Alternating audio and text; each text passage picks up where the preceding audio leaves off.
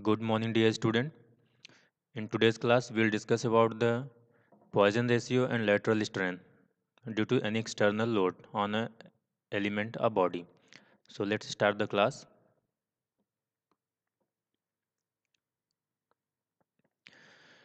So if we apply the external load on any element, any beam, any component in any particular direction, along with the change in that particular direction in which we have applied the external load, the change in dimension will also occur on the other dimensions like lateral dimensions. For example, we have considered here a beam or any component and we have applied the load in longitudinal direction, that is longitudinal axis in which the load external load P is applied. So the change in longitudinal direction, that means length of del L amount will occur due to that particular external load, and along with the change in length, the change in width and depth will also occur here due to that particular external loading. So if we talk about the lateral dimension, and lateral dimension are width and depth, the dimension which is transverse of the direction of applied load, that is called lateral direction. So the change in lateral dimension will also occur, and here the change in dimension is change in width is del B. So before the application of load, the original length in initial length is L and initial width is B, and after the application of external load, the length is changed to L plus del L and width is changed B minus del B. If we apply the tensile load in longitudinal direction, to the length will stretched and the width and depth will contract here. Okay. So if we talk about the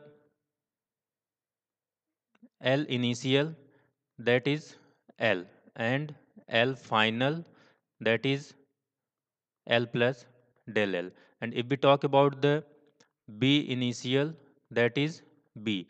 And if we talk about B final, that is V minus del B.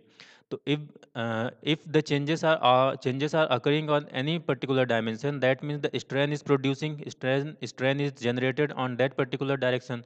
So if the length is changing, that means the strain is produced in longitudinal direction as well as width is also changing. That means the strain is also produced in direction of width. So we can calculate easily the strain produced in that particular element due to the external load P. If we talk about the longitudinal direction or load direction, if we talk about load direction,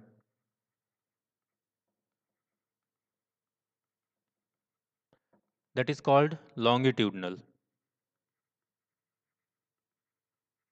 direction.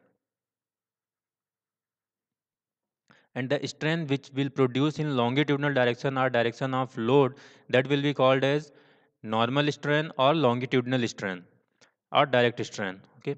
So longitudinal strain will be longitudinal strain or strain in direction of load, that means epsilon L, and that will be equal to strain is what? Strain is change in dimension by original dimension, means change in dimension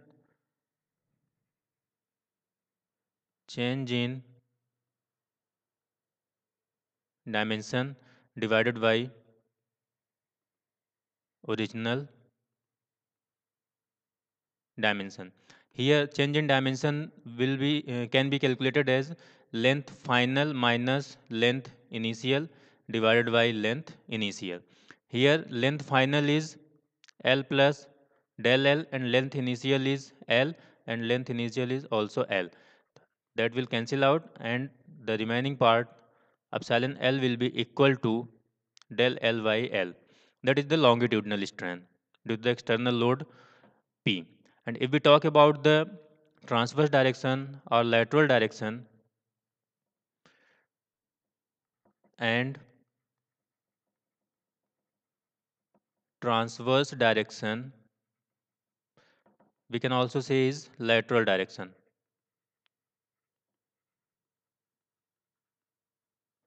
Lateral direction. So if we talk about the lateral strain, because lateral strain will also produce here due to the change in lateral dimension. So lateral strain, that is epsilon lateral, that will also be equal to change in dimension or change in width by original width. And change can be calculated as width final minus width initial divided by width initial. Here the width final is b minus del b, and width initial is b, and also width initial is b. So plus b minus b will cancel out, and we will get here epsilon lateral minus del v by b. The sign minus only indicating the nature of the change. That means here we can say that for the compression we will use negative sign, and for tension we will use positive sign. So there is a compressive effect on the lateral direction like width and depth. That's why the sign is showing only the nature of the change, nothing else. So that will be equal to, that will be the lateral strain. Now Poisson ratio. If we talk about the Poisson ratio is the ratio between the lateral strain to its longitudinal strain for any element or any body. Poisson ratio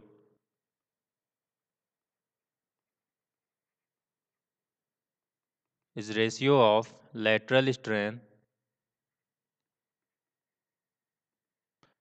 to longitudinal strain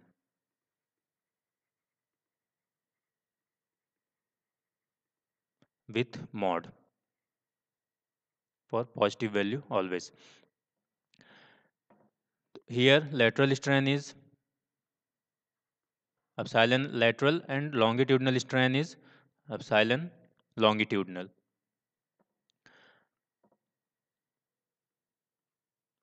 So Poisson ratio will be equal to epsilon lateral by epsilon longitudinal, and that is denoted by sign mu or 1 by m, where 1 by m is modular ratio, which is also a property of material, where m is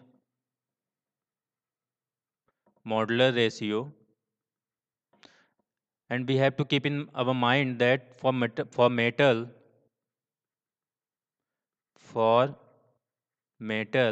m lies between 1 by 3 to 1 by 4. Okay. So with the help of Poisson ratio, we can calculate the lateral strain for any element if we have longitudinal strain for that particular member or body. With the Poisson ratio, with the help of Poisson ratio, we can calculate lateral strain for any case. Okay. And if we talk about the range of Poisson ratio, if we talk about range of Poisson ratio, that lies between 0 to zero point 0.5. That is the standard range for the Poisson ratio. Here, if we have to calculate lateral strain, that time with the help of Poisson ratio we can calculate it easily.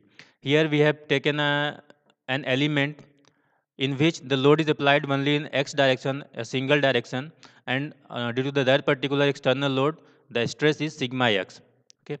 So if we talk about, and the modulus of elasticity for that particular material is E, and Poisson ratio is mu, 1 by m, we can use anything. So if we talk about the strain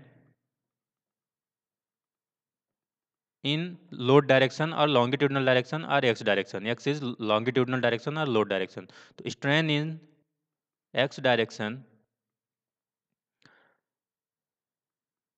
that is epsilon x, and that will be equal to, as we can see here, the strain in x direction is, direction of x is load direction. The strain in that particular direction will be normal or direct strain. And direct strain can be calculated very easily by using the formula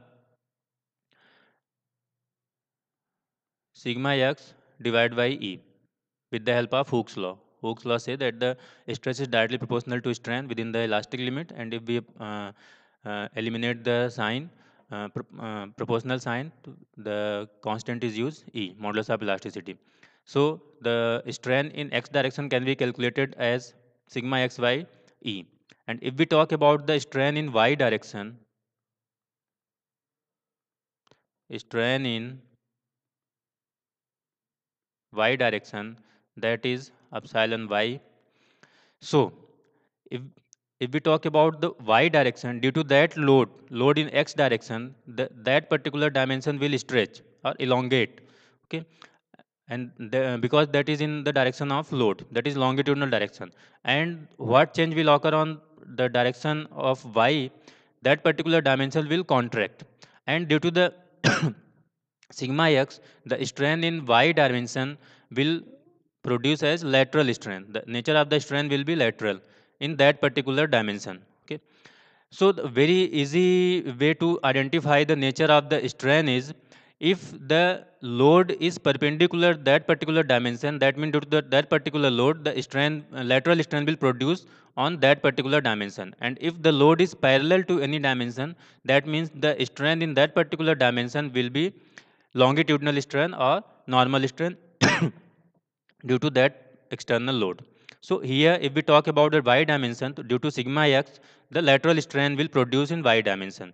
And lateral strain can be calculated with the help of Poisson ratio, as Poisson ratio is equal to lateral strain to longitudinal strain. So here, from here, the lateral strain will be equal to mu into longitudinal strain. So epsilon y will be equal to mu into epsilon longitudinal, and that will, and also minus sign will be here because the y dimension will contract, and for the contraction we use minus sign. Okay, so the lateral strain or strain in y direction will be equal to mu minus mu, and longitudinal strain is strain in x direction, that will be equal to sigma x y e.